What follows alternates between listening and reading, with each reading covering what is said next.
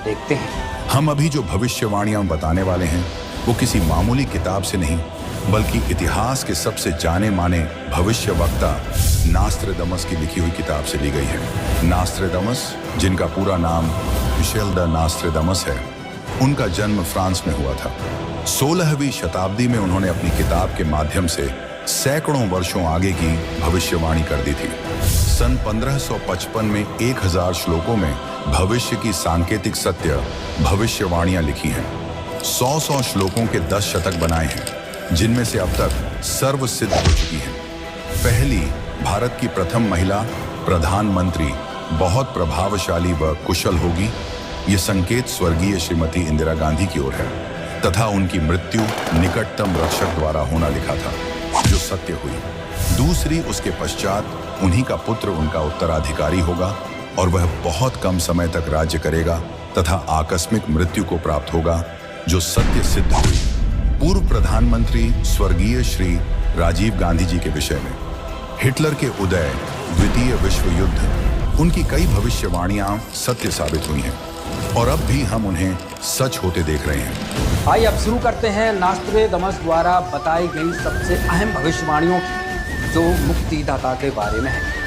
पहली, नास्ट्रेडमस ने कहा था, मुक्तिदाता एशिया खंड में जिस देश का नाम महासागर से होगा, उसी नाम वाले देश में जन्म लेगा।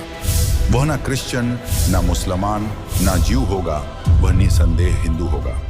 यह भविष्यवाणी संत रामपाल जी महाराज पर सटीक बैठती है, क्योंकि संत रामपाल जी महाराज का अवतरण हिंदुस्तान में हुआ, जिसका नाम हिंद महासागर से जुड़ा हुआ है। साथ ही संत राम धर्म से संबंध रखते हैं। दूसरी, नास्ट्रेडमस ने कहा था, मुक्तिदाता का जन्म एक ऐसे प्रांत में होगा जहां 5 नदियां बहती हैं। यह भविष्यवाणी भी संत रामपाल जी महाराज पर सटीक बैठती है, क्योंकि उनका अवतरण सन 1951 में पंजाब में हुआ था, जहां 5 नदियां बहती हैं। सन 1966 में पंजाब से हरियाणा राज्य अलग हुआ, जिससे संत रामपाल जी महाराज का जन्म स्थान हरियाणा राज्य में आया। तीसरी, नास्ट्रेडमस ने कहा था, मुक्तिदाता की कुल 4 संतानें होंगी, 2 पुत्र और 2 पुत्रियां। संत रामपाल जी महाराज की 4 संतानें हैं, 2 पुत्र और 2 पुत्रियां, जिससे यह भविष्यवाणी उन पर पूरी तरह फिट बैठती है। चौथी, नास्ट्रेडमस ने कहा था, दुनिया के लोग प्रारंभ में मुक्तिदाता की सच्चाई को नहीं समझेंगे और उनसे नफरत करेंगे। प्रारंभ में संत रामपाल जी महाराज को भी कई विरोधों और आलोचनाओं का सामना करना पड़ा, जिस कारण उनको जेल भी जाना पड़ा। लेकिन धीरे धीरे उनके सत्संग और ज्ञान से लोगों ने उनकी सच्चाई को समझा। पांचवी, नास्ट्रेडमस ने कहा था, मुक्तिदाता के विचारों के कारण ही विश्व में तीसरा और सबसे खतरनाक वर्ल्ड वॉर होने से टल जाएगा। संत रामपाल जी महाराज के विचार और शिक्षा के माध्यम से ही आज समाज शांति और सद्भाव की ओर बढ़ रहा है, जो इस भविष्यवाणी को संत रामपाल जी महाराज से जोड़ता है।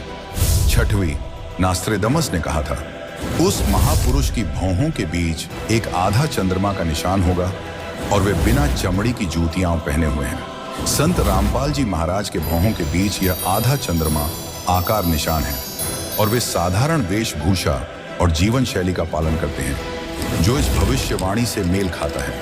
सातवीं, नास्ट्रेडमस ने कहा था, यह महापुरुष पूरी दुनिया को एक ऐसा ज्ञान बताएगा जिसे पहले कभी किसी ने नहीं सुना होगा।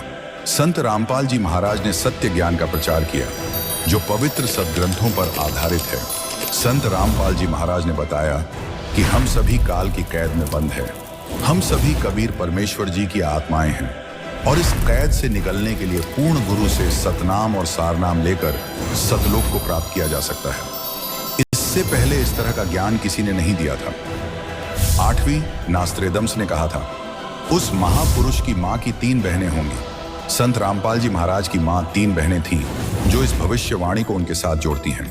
माता जी, क्या शुभ नाम है आप जी का? इंद्रा देवी। माता जी, कौन से गांव से हैं आप? दमकन खेड़ी। माता जी, आप कितने भाई बहन हैं? 6 बहन भाई, 3 बहन 3 भाई। माता जी, आपकी जो 3 बहन हैं उनके क्या क्या नाम हैं? बड़ी लक्ष्मी, मेरा नाम इंद्रा देवी, उसका है प्यारी।